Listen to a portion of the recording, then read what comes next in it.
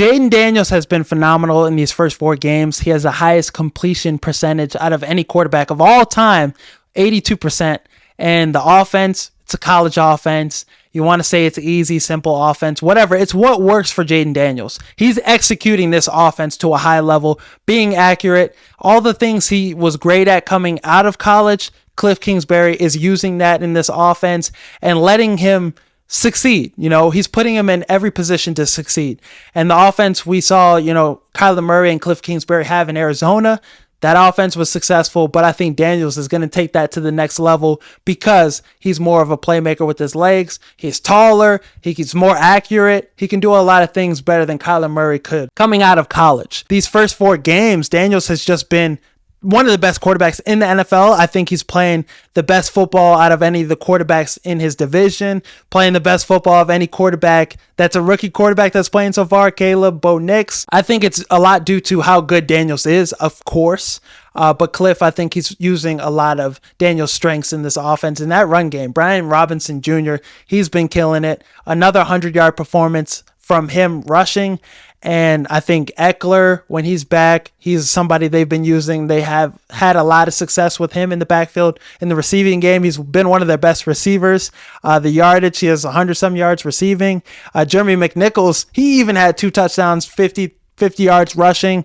So this run game has been really effective, and it's hard to stop them when Daniels is such a threat in the read option game. He can do some things with his legs, but he's still a pocket passer in the same sentence. He's still doing his thing as a passer. So this is a tough offense to stop. And when they're getting more confidence in Daniels and this offense is gelling together, Daniels and Cliff Kingsbury are on the same page, it's going to be tough to stop this team. They already beat the Bengals.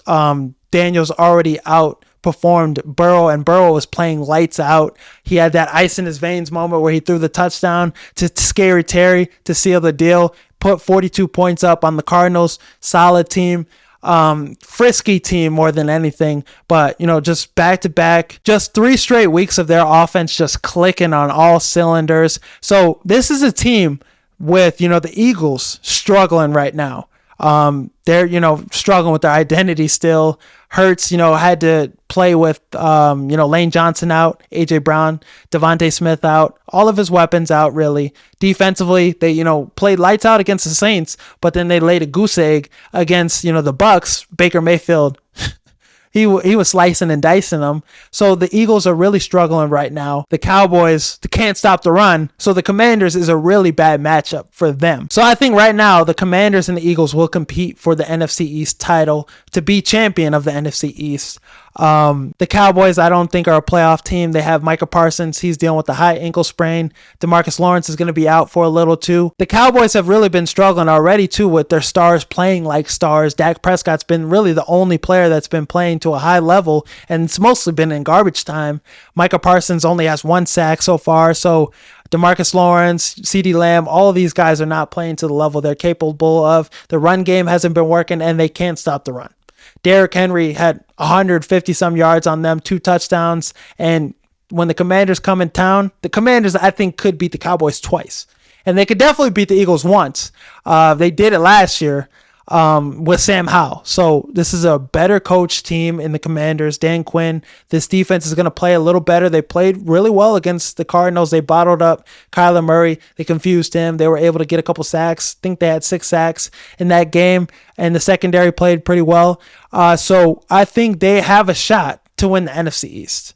At the very least, compete with the Eagles. They'll be the second best team in this division. Already starting off 3-1.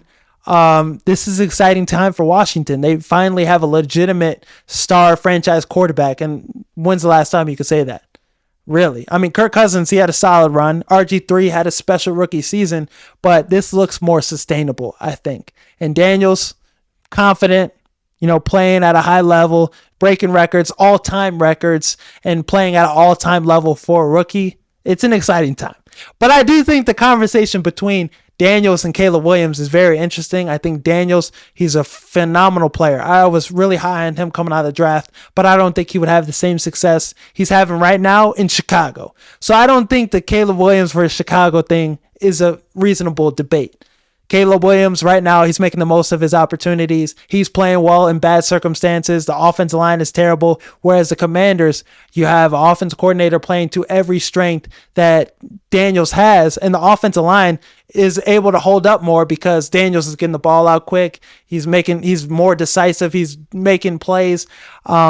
Whereas if he was in Chicago, Daniels would be getting sacked a lot. Same shit wouldn't fly. The weapons are better in Chicago, but I think the offensive line is playing a little better in Washington, and the scheme and the designs are a little better in Washington. And it's more compatible for a rookie quarterback coming out of, college. Caleb Williams is going to be fantastic. Daniels is going to be fantastic. Both quarterbacks are going to be great. Let's not make it a Bryce Young, CJ Stroud type of thing, because I don't think it is. Caleb Williams with Washington, I think he would be having similar success right now. If Cliff Kingsbury came to Chicago, I think he'd be having a little more success in this passing game.